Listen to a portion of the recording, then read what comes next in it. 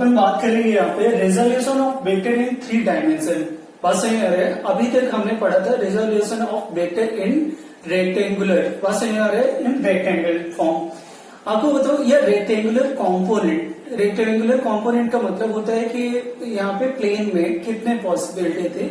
इस बार यहाँ पे 3 डायमेंशन वो 2 डायमेंशन का था। रेक्टेंगुलर कंपोनेंट का मतलब समझना है यहाँ पे 2 डायमेंशन, ये क्या रहेगा यहाँ पे 3 डायमेंशन। इसको 3D भी बोलते हो बच्चे, इसको क्या बोलते हैं ऑल्सो 3D, इसको क्या बोलते हैं ऑल्सो 3D। अब 3D में समझना है यहाँ पे कि एक वेक्टर है ए वेक्टर, और 3D का मतलब होता है तीनों एक्सेस, कोऑर्डिनेट के अगर तीनों एक्सेस हैं तो उसको 3D बोलते हैं। अगर 2 एक्सेस होता है तो उसको क्या बोलते हैं 2D। अगर 3 एक्सेस होगा तो 3D, 2 एक्सेस होगा तो 2D। तो यहाँ पे देखो यहाँ पे x axis, y axis, sorry y axis, और ये क्या होता है यहाँ पे जेड एक्सेस। तो 3 एक्सेस है, दैट्स वाई इस कोऑर्डिनेट सिस्टम को क्या बोलेंगे यहाँ पे 3 डायमेंशन या 3D। तो यहाँ पे रिजोल्यूशन ऑफ वेक्टर मतलब इस वेक्टर का 3 कंपोनेंट लाना है। कितने कंपोनेंट लाने हैं 3। याद हो तो लास्ट में जिसमें रेक्टेंगुलर यहाँ पे कंपोनेंट का फॉर्म था तो उसमें वाई एक्सेस था और इधर क्या था यहाँ पे एक्स एक्सेस था, राइट ना। और इसमें क्या बोला गया था कि एक वेक्टर है, मान लो यहाँ पे ए वेक्टर है, ठीक है, और एंगल थीटा बना रहा है।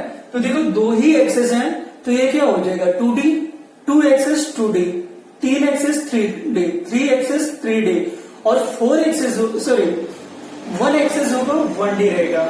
अभी काइनेमेटिक्स नेक्स्ट चैप्टर अपन कवर करेंगे तो वहां पे 1D मोशन, 2D मोशन और 3D मोशन के अबाउट डिस्कशन करेंगे। तो यहाँ पे थोड़ा थोड़ा आपको समझ में आना चाहिए, क्योंकि मैंने बोला था ये टॉपिक जो होते हैं वेक्टर वो कनेक्टेड होता है टू ऑल टॉपिक। बस नेक्स्ट जितने भी टॉपिक आएंगे वहां पे कहीं बहुत सारे एप्लीकेशन वेक्टर का मिल जाएगा।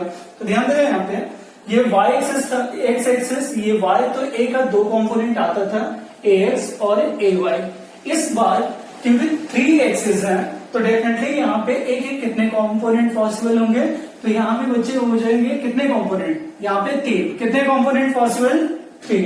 तो यहाँ पे एक तो ए एक्स आएगा, दूसरा क्या आएगा यहाँ पे ए वाई, तीसरा क्या होगा यहाँ पे ए जेड, राइट ना। देखो यहाँ पे 3 यहाँ पे एक्सेस होगा, 3 एक्सेस होगा तो 3 कंपोनेंट पॉसिबल होगा, और तीनों कंपोनेंट क्या क्या हो सकते हैं यहाँ पे एक्स के अलाउंग ए एक्स, वाई के अलाउंग ए वाई, जेड के अलाउंग ए जेड। समझ में आ रहा है ना।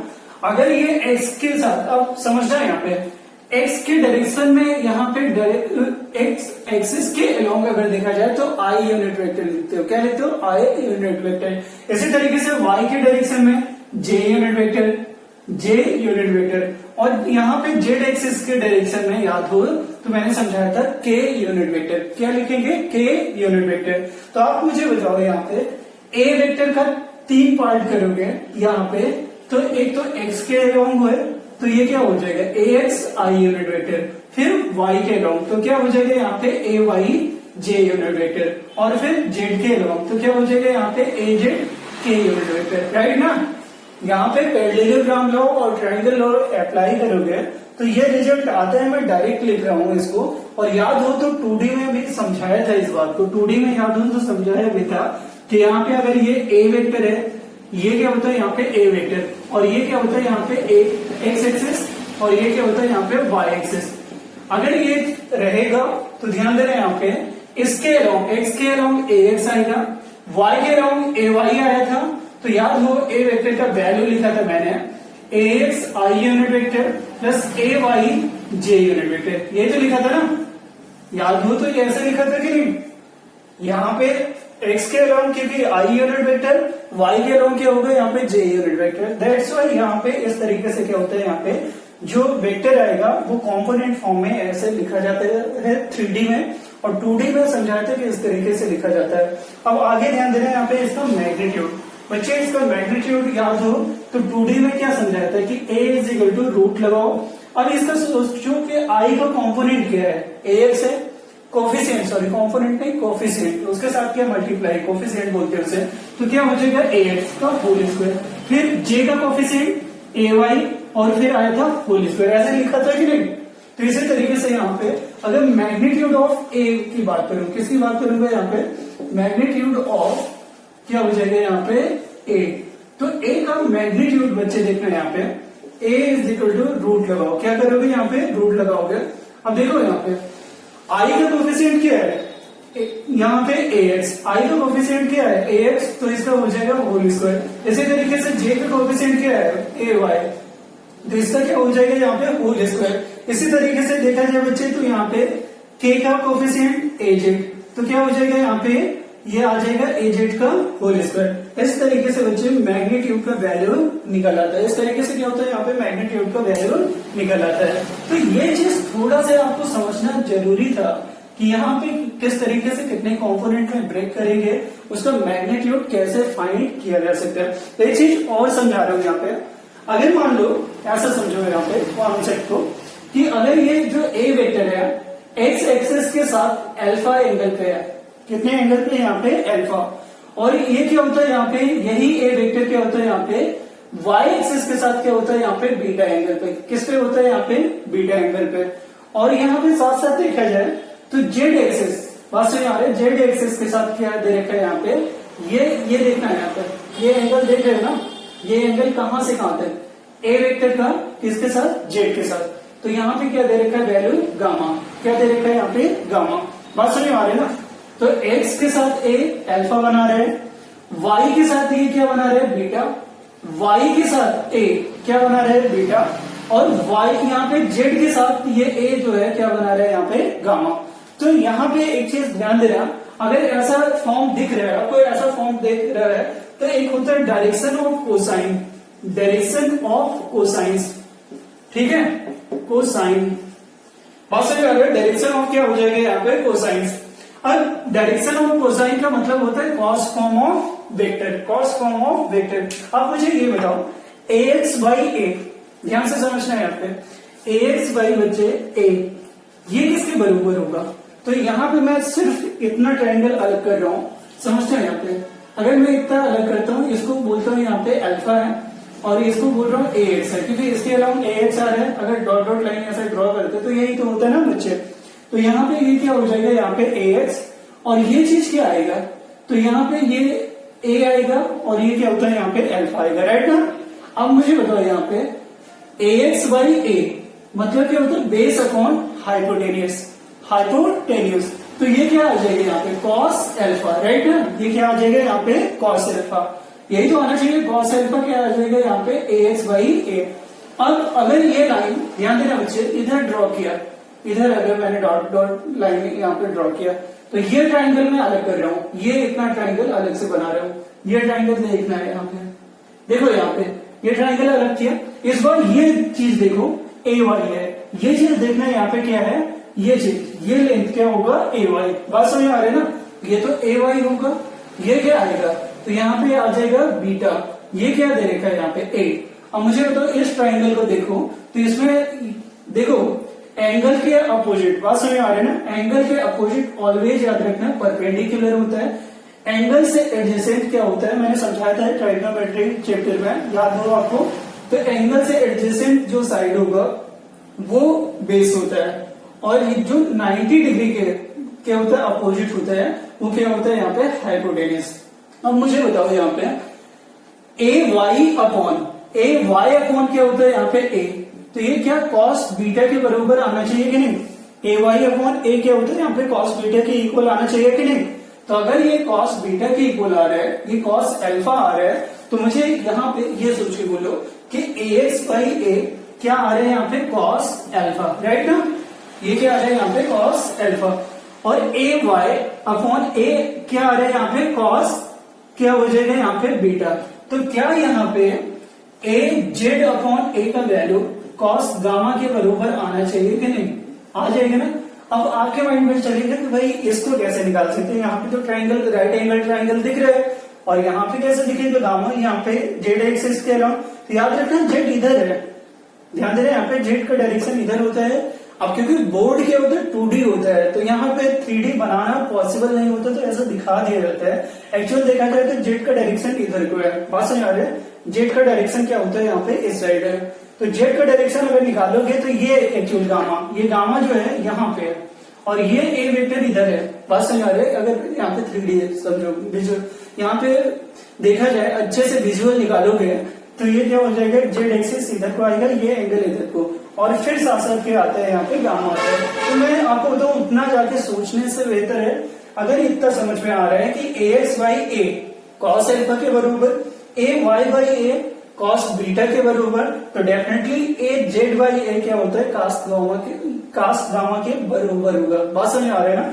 और ये ध्यान देना है यहाँ पे, इस चीज को नोट करना, ये भी ये कैसे आया, ये भी इधर मैंने समझाया था। अब कॉस एल्फा, कॉस बीटा और कॉस गामा होता क्या है, ये समझना है आपका। ये मैंने बोला था एक्स एक्सिस इधर लिख लेना, ठीक है। और ये क्या होता है, आई यूनिट वेक्टर। अब ये ध्यान देना है यहाँ पे बच्चे कि कॉस एल्फा या कॉस बीटा या क्या होता है यहाँ पे कॉस गामा, ये याद रखना, डायरेक्शन ऑफ कोसाइंस बोला जाता है इसको। Cos alpha, cos beta, cos gamma को क्या बोलते हैं अपन, डायरेक्शन ऑफ कोसाइन। ये याद रखना है यहाँ पे, इसको ही क्या बोलते हैं अपन, direction of cosine, direction of cosines. बात समझ आ रहा है ना, क्योंकि कॉस का फॉर्म है ना, ये क्या हो जाएगा, डायरेक्शन ऑफ कोसाइन। तो ये हमेशा याद रखना है यहाँ पे, क्योंकि कॉस एल्फा भी कॉस के फॉर्म में, बीटा भी कॉस के फॉर्म में और गामा भी कॉस के फॉर्म में होगा। दैट्स व्हाई इसको क्या बोलेंगे, direction of cosine, direction of cosine, इसी चीज को। अब मुझे एक चीज बताओ यहाँ पे, डायरेक्शन ऑफ कोसाइन का वैल्यू भी निकालना होता है, कैसे निकालोगे यहाँ पे। अगर मैं क्या करता हूँ यहाँ पे, इसको स्क्वायर करके देखो, इसी चीज को और अच्छे से सॉल्व करोगे यहाँ पे, तो क्या चीज, ये ए एक्स जो है ये ए कॉस थीटा, यहाँ पे सॉरी ए कॉस एल्फा आएगा कि नहीं, ए इधर multiply a x is equal to क्या हो जाएगा, ए कॉस एल्फा, राइट है। ए वाई किसके बराबर हो जाएगा, ए साइन, यहाँ पे सॉरी कॉस बीटा, और इधर क्या होता है यहाँ पे ए जेड, अगर देखा जाए तो ए कॉस क्या हो जाएगा यहाँ पे गामा, राइट ना।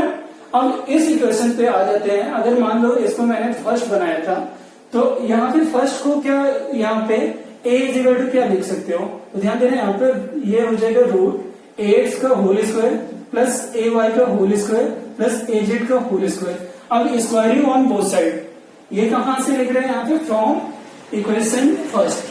बात समझ आ रही है, यहाँ पे ये वैल्यू रखने चल रहा हूँ, इसी चीज को यहाँ पे समझाना है, ठीक। कॉस एल्फा कॉस बीटा का क्या रिलेशन आता है, तो from equation first B get, ये यहाँ पे लिख देना चाहिए था मुझे, मैंने इधर लिखा है लेकिन समझ में आ जाना चाहिए आपको। From equation first B get, तो ये रिजल्ट है। अगर यहाँ पे इक्वेशन फर्स्ट से स्क्वायरिंग ऑन बोथ साइड, तो यहाँ पे a square is equal to a x square plus a y square plus क्या आता है बच्चे यहाँ पे a z square. A x का वैल्यू यहां से सोचो क्या लिखोगे, तो यहाँ पे ए कॉस एल्फा यही तो आएगा ना, और इसका क्या हो जाएगा whole square plus a Y का वैल्यू हो जाएगा यहाँ पे ए कॉस बीटा, और इसका क्या हो जाएगा यहाँ पे होल स्क्वायर। ऐसे यहाँ पे ए जेड, इसका क्या हो जाएगा यहाँ पे ए कॉस गामा, और इसका होता है यहाँ पे whole square is equal to क्या आ रहा है यहाँ पे ए स्क्वायर। अब इधर रफ कर रहा हूँ, यहाँ पे नोट कर लेना जल्दी से, वीडियो को पॉज करके आगे देखना है। यहाँ पे देख रहे हैं यहाँ पे क्या होगा कि ए एक्स, देखो ये कॉस एल्फा कॉस बीटा और कॉस गामा में रिलेशन समझा रहा हूँ, जो यहाँ पे कर रहे हैं अपन, relation between cos alpha beta and gamma. तो ध्यान देना यहाँ पे रिजल्ट क्या आ रहा है, ए स्क्वायर इज इक्वल टू, अब यहाँ पे स्क्वायर करोगे बच्चे तो ये कितना आ जाएगा, तो a square cos square alpha plus क्या होता है यहाँ पे ये टर्म देखना यहाँ पे सेकेंड, ये क्या हो जाएगा यहाँ पे ए कॉस स्क्वायर बीटा फिर ए स्क्वायर सॉरी ये वाला क्या होगा यहाँ पे plus a square cos square gamma, right ना। अब क्या होता है यहाँ पे ए स्क्वायर कॉमन हो जाएगा, cos square alpha plus cos square beta plus क्या होता है यहाँ पे कॉस स्क्वायर गामा, यही तो आएगा। और ये बिकम्स टू क्या हो जाएगा यहाँ पे ए स्क्वायर। ये चीज क्या होगा कैंसिल, ये चीज क्या होगा कैंसिल, क्योंकि ए को ए से कैंसिल कर सकते हो। तो 1 is equal to cos square alpha plus cos square beta plus cos square gamma. बात सही आ रहा है, कॉस स्क्वायर गामा। तो क्या यहाँ पे इसको finally cos square alpha plus क्या होता है कॉस स्क्वायर बीटा प्लस क्या होता है यहाँ पे कॉस स्क्वायर गामा, ये किसके बराबर आना चाहिए यहाँ पे 1 के, किसके बराबर आना चाहिए यहाँ पे 1 के। कहने का मतलब डायरेक्शन ऑफ कोसाइंस का स्क्वायर करके आप ऐड करते हो तो रिजल्ट उसको ऑलवेज कितना होता है 1, कितना होता है रिजल्ट यहाँ पे 1। इसी तरीके से अगर इसको साइन के फॉर्म में कन्वर्ट करें तो क्या रिजल्ट आएगा, तो ध्यान देना यू नो दैट यहाँ पे आपको पता होगा कि कॉस स्क्वायर थीटा, पास में आ रहे हैं ना, कॉस स्क्वायर थीटा प्लस क्या होता है यहाँ पे साइन स्क्वायर थीटा, समझ रहे हैं यहाँ पे इज इक्वल टू 1 होता है कि नहीं। कहने का मतलब cos square theta is equal to 1 minus क्या होता है साइन स्क्वायर थीटा। ये आपको पता है, ये पता है, तो इस फॉर्म में हमें साइन के फॉर्म में कन्वर्ट करना है इस को। जो कॉस का फॉर्म आ रहा है बच्चे उसको किस में कन्वर्ट कर देना है यहाँ पे साइन के फॉर्म में। तो यहाँ पे साइन के फॉर्म में कन्वर्ट करके यहाँ पे क्योंकि इधर स्पेस नहीं है तो मैं इधर लिख रहा हूँ यहाँ पे इसी चीज को साइन के फॉर्म में कन्वर्ट कर रहा हूँ, ठीक है। और साइन के फॉर्म में कन्वर्ट करके यहाँ पे देखना है रिजल्ट क्या आ रहा है। देखना है यहाँ पे अगर आपने साइन के फॉर्म में कन्वर्ट किया, किसके फॉर्म में कन्वर्ट कर रहे हैं यहाँ पे साइन के, तो ये चीज क्या होता है कॉस स्क्वायर अल्फा की जगह पे 1 माइनस साइन स्क्वायर अल्फा आना चाहिए कि नहीं, आए ना। देखो यहाँ पे cos square theta is equal to 1 minus sine square theta, तो cos square alpha is equal to 1 minus sine square alpha plus क्या हो जाएगा यहाँ पे ये वैल्यू देखो, तो ये क्या हो जाएगा 1 माइनस यहाँ पे साइन स्क्वायर बीटा, राइट ना। फिर प्लस क्या होता है यहाँ पे ये वैल्यू अगर देखो तो यहाँ पे 1 माइनस क्या होता है यहाँ पे साइन स्क्वायर गामा, और इज इक्वल टू किसके बराबर आने चाहिए यहाँ पे 1 के, किसके इक्वल आएगा यहाँ पे 1 के। अब मुझे ये बताना है यहाँ पे साइन स्क्वायर अल्फा, और देखो ये चीज अगर देखा जाए 1 1 1 यहाँ पे 3 के इक्वल आ जाएगा, और ये माइनस साइन स्क्वायर यहाँ पे ये क्या आ जाएगा यहाँ पे ऐसे साइन स्क्वायर अल्फा माइनस क्या होता है साइन स्क्वायर बीटा, पास साइन आ रहे ना, माइनस क्या होता है यहाँ पे sine square gamma becomes to 1। समझो मैंने किया क्या, देखो ये ब्रैकेट हटा दो तीनों में, तो यहाँ पे 1 1 1 तीनों प्लस है, तीनों ऐड करके कितने आ जाएंगे 3, ये माइनस वाला ये माइनस वाला क्या होगा यहाँ पे ऐसा लिखा जाएगा कि नहीं। तो यहाँ पे क्या आ जाएगा 3 minus sine square alpha minus sine square beta minus क्या होता है यहाँ पे sine square gamma becomes to कितना हो जाएगा यहाँ पे 1, बिकम्स टू कितना हो जाएगा यहाँ पे 1। तो ध्यान देना यहाँ पे 3 इज इक्वल टू, अब ये 1 इधर ले आओ तो 3 माइनस 1 होता है, और ये माइनस वाले टर्म इधर ले जाओ राइट साइड, तो ये क्या हो जाएगा सारे प्लस हो जाएंगे, तो sign square alpha plus sign square beta plus क्या होता है यहाँ पे साइन स्क्वायर गामा, राइट ना। तो यहाँ पे ये चीज क्या आ जाएगा 2 sign square alpha sign square beta फिर क्या होता है यहाँ पे sine square gamma, sign square gamma.